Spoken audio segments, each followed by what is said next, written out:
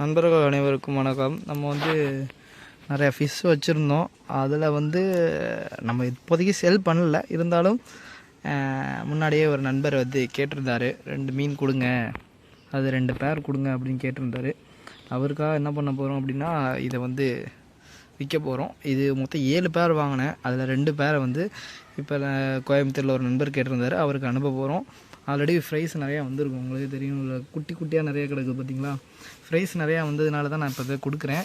இந்த ஃப்ரைஸும் பார்த்திங்கன்னா இன்னும் 1 மந்த்தில் இல்லைனா ஒரு 45 டேஸில் பார்த்திங்கன்னா நல்லா பெருசாகிடும். அதையும் நம்ம சேல் தான் பண்ண போகிறோம். இப்போ ஒரு சாம்பிளுக்காக இந்த சேல் நான் பண்ணுறேன்.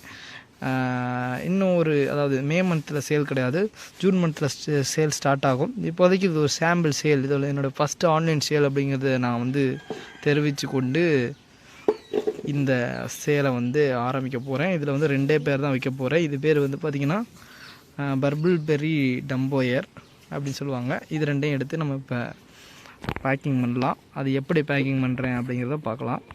ஃபஸ்ட்டு நம்ம மீனை பிடிப்போம். 2 பேர் நல்லா பெருசாக கேட்டிருந்தார். ஃபீமேல் பார்த்திங்க அப்படின்னா ஆல்ரெடி வந்து இது 2-3 டைம் வந்து குட்டி போட்டிருந்தது தான். மேல் பிடிச்சிருக்கேன். மேல் வந்து பார்த்திங்கன்னா நல்லா பெருசாக தான் பிடிச்சிருக்கும். ஸோ இதை நம்ம டப்புக்குள்ளே விட்டுடலாம். இதில் இருக்க தண்ணி பார்த்திங்கன்னா ஆல்ரெடி 2-3 நாளைக்கு முன்னாடி பிடிச்சி வச்ச தண்ணி தான்.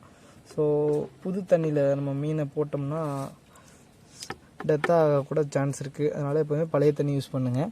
பார்த்திங்கன்னா இதில் இருந்த வரைக்கும் அது ப்ளூ கலரில் இருந்திருக்கும். அது ப்ளூ கலரில் இருந்துச்சு.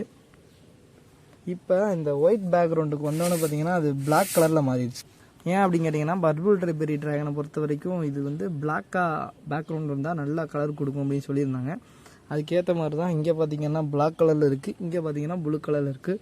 ஸோ நீங்கள் வாங்குறா இருந்தால் வாங்கி நல்லா ஒரு பிளாக் பேக்ரவுண்ட் இருக்க டப்பா பார்த்து போடுங்க. 2வது மேலையும் பிடிச்சாச்சு. இது அதை விட கொஞ்சம் பெருசாக தான் இருக்குது. இதையும் உள்ள போட்டுடலாம். அதே மாதிரி மீன் வாங்குறவங்க தலைவர், அதாவது இப்போ மீன் வாங்குறவர் வந்து கொஞ்சம் பெருசாக தான் கேட்டிருந்தார். பட் நீங்களும் மீன் வாங்குறாந்தான் கொஞ்சம் அடல்ட் சைஸில் வாங்கி பழகுங்க. ஏன்னா இது மேக்ஸிமம் ஒரு 2 to 3 இயர்ஸ் தான் வளரும். இப்போவே இதோட ஏஜ் வந்து எனக்கு தெரிஞ்சு 6 மந்த் இருக்கும். ஏன்னா என்கிட்ட வரும்போது இது 3 மந்த்தாக வந்துச்சு. இப்போ என்கிட்டயே 3 மந்த் வளர்ந்துருக்குன்னா இது 6 மந்த் ஆகிருக்கு அப்படின்னு அர்த்தம். ஸோ நம்மக்கிட்ட கொஞ்சம் நாள் இருக்கணும் அப்படின்னா ஒரு 3 மந்த்து குட்டியாக வாங்கி வளர்த்து அதை ப்ரீட் பண்ணுறதுல அதில் ஒரு சந்தோஷம் கிடைக்கும். இப்போதைக்கு 2 ஃபீமேலை பிடிப்போம். அடுத்து ஒரு ஃபீமேலையும் பிடிச்சாச்சு. நல்லா பார்த்திங்கன்னா ஒரு தவளை சைஸில் இருக்குது, தக்காளி மேலே மாதிரி இருக்குது. அதையும் எடுத்து உள்ள விட்டுறலாம். நெக்ஸ்ட் இன்னும் ஒரே ஒரு ஃபீமேலை மட்டும் பிடிக்க வேண்டியது இருக்குது. அடுத்த ஃபீமேலையும் பிடிச்சாச்சு, அதையும் உள்ள விட்டுறலாம். எனக்கே இது ஃபஸ்ட்டு பேக்கிங் தான், அதனால் எப்படி பேக்கிங் பண்ணுன்னு தெரில. அதனால் வாழை இலையை எடுத்திருக்கேன். ஏன்னா இது கொஞ்சம் வெயில் டைமு. நம்ம வாழை இலையை கொஞ்சம் உள்ளே போட்டு வச்சிட்டோம் அப்படின்னா ஹீட் உள்ளே இறங்காமல் இருக்கும். அதுக்கப்புறம் ரப்பர் பேண்ட், நம்ம கவரு, அப்புறம் ஃபிஷ்ஷு, இது வந்து பார்சல் பண்ணுறதுக்கு டப்பா எல்லாம் ரெடி. இப்போ கவருக்குள்ளே நம்ம மீன் எடுத்து போடலாம்.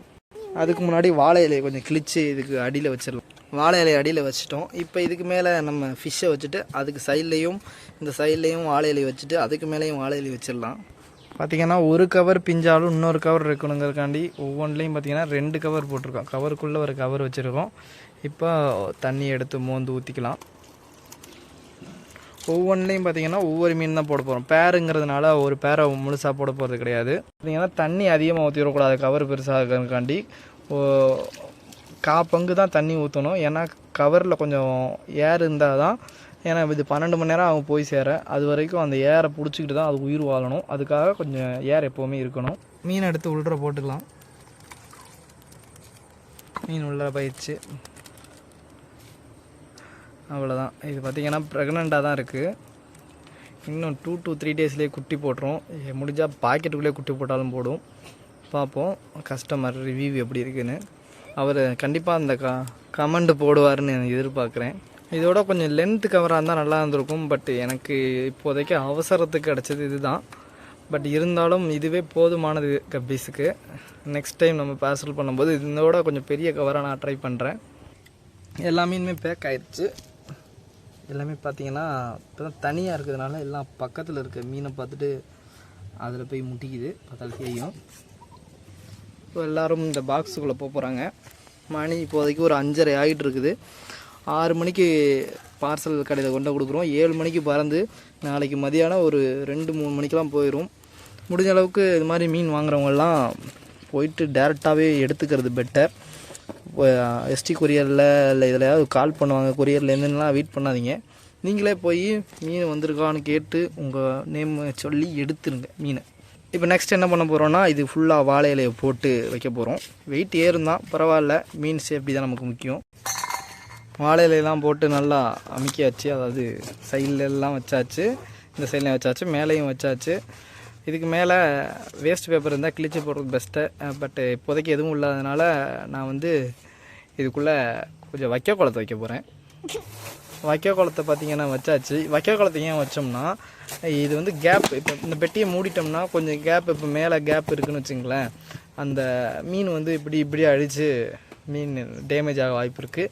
இப்போ வந்து மீன் வந்து உள்ளர தான் இருக்கும். ஸோ குலுங்கினாலும் தண்ணி தான் குலுங்கி உள்ளர மீன் இடிச்சுக்குமே தவிர வேறு எந்த பிரச்சனையும் இருக்காது.